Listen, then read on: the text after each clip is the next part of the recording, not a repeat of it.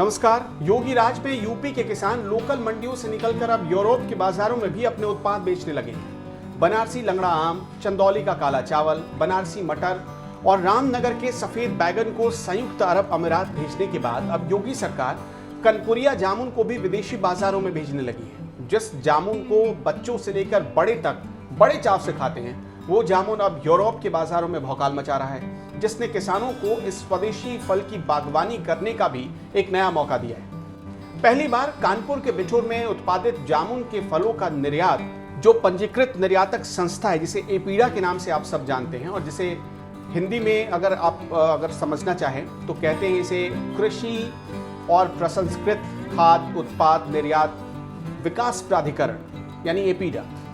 APEDA ने दरअसल बताया है कि जून के पहले सप्ताह में ये काम किया गया। सारे जामुन को भेजे गए विदेशों के बाजार में और बहुत अच्छी खासी कीमत मिली।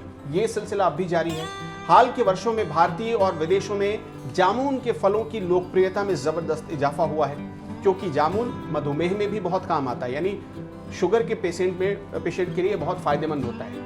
इसमें विटामिन सी और एंटीऑक्सीडेंट साथ ही बड़ी संख्या में बायो एक्टिव यौगिक पाए जाते हैं, जो वैज्ञानिक प्रयोगों में भी प्रमाणित हुआ है।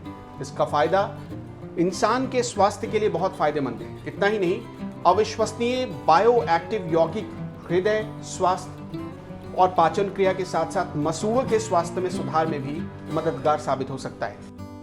जामुन के कई स्वास्थ्य लाभ की वजह से कुछ जामुन के शौकीन गुदे का आनंद तो लेते ही हैं और स्वास्थ्य सप्लीमेंट के रूप में भी इसका इस्तेमाल हो जाता है। इसकी गुठली का पाउडर बनाकर लोग रख लिया करते हैं। यही वजह है कि जामुन की डिमांड इधर बीच में कुछ ज्यादा ही बढ़ गई है। यूरोपीय देशों में जामुन की बढ़ती डिमांड पर एपीडा के एजीएम डॉक्टर सीवी सिंह ने बताया है कि यूपी के जामुन का लंदन के बाजार में स्वागत हो रहा है और आम के अलावा इस फल के निर्यात की भी काफी संभावनाएं हैं। जामुन की मांग को देखते हुए यूरोप और मध्य पूर्व देशों में उच्च गुणवत्ता वाले जामुन के फलों के उत्पादन और निर्यात की अच्छी खासी संभावनाएं बनी। अब तक जामुन जैसे फलों की निर्यात संभावनाओं से अनजान निर्यातक अब इस फल को यूरोपीय देशों में निर्यात करने की योजना बना रहे हैं। इस तरह के दुर्लभ और विदेशी उत्पाद के लिए प्रीमियम मूल्य का भुगतान करने को वो तैयार हैं। भारत में वैसे तो जामुन की व्यवस्थित बागवानी प्रचलित नहीं है।